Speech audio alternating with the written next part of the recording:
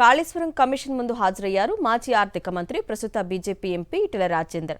బహిరంగ విచారణకు హాజరైన ఈటెల 19 ప్రశ్నలకు సమాధానాలిచ్చారు. 40 నిమిషాల పాటు ఈటెల విచారణ జరిగింది. కమిషన్ ముందు 113వ సాక్షిగా ఈటెల హాజరయ్యారు. మరి కమిషన్ ప్రశ్నలకు ఈటెల చెప్పిన సమాధానాలేంటి? Watch the story.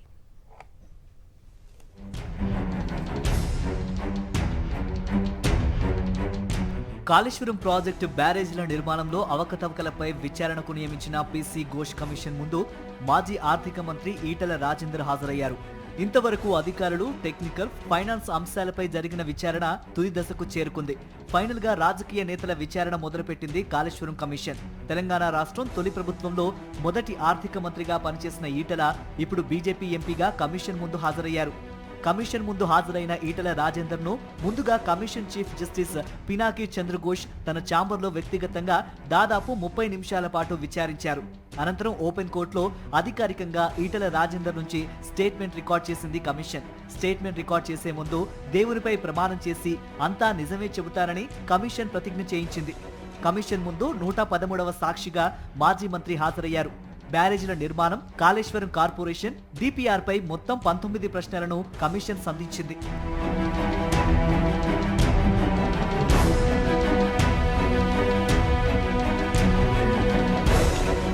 తుమ్మిడిహెట్టి వద్ద బ్యారేజీ కట్టేందుకు మహారాష్ట్ర అభ్యంతరం వ్యక్తం చేయడంతో తదుపరి కార్యాచరణ కోసం మాజీ ముఖ్యమంత్రి కేసీఆర్, హరీష్ రావు చైర్మన్ గా సబ్ కమిటీ వేశారని, సబ్ కమిటీ ఆధ్వర్యంలో టెక్నికల్ రిపోర్టులు వచ్చాయని, వాటి ఆధారంగా సబ్ కమిటీ నిర్ణయం మేరకు కేబినెట్ నిర్ణయం తీసుకుందని సమాధానమిచ్చారు ఈటెల రాజేందర్.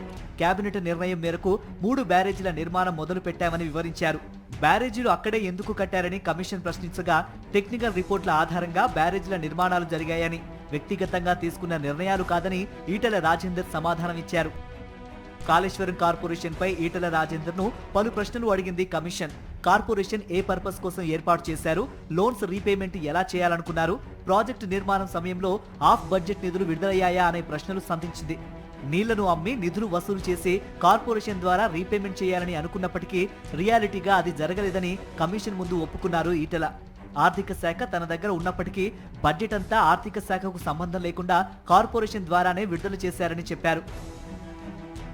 3 బ్యారేజీలు అక్కడ కట్టకుండా ఉండాల్సింది అంటే మీరేమంటారు అనే అభిప్రాయాన్ని కమిషన్ వ్యక్తం చేయగా, కమిషన్తో ఏకీభవించకుండా ఎక్కడ ఏ బ్యారేజీ కట్టాలో టెక్నికల్ టీం చెప్తుందన్నారు.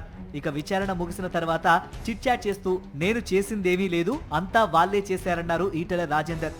అదే సమయంలో రేవంత్ సర్కార్పై తీవ్ర స్థాయిలో విరుచుకుపడ్డారు. ఇప్పటి వరకు చేసిన కమిషన్ విచారణ కమిటీలను ప్రభుత్వం బయట పెట్టలేదని, కాళేశ్వరం కమిషన్ రిపోర్ట్ అయినా త్వరగా బయట పెట్టాలని డిమాండ్ చేశారు ఈటెల.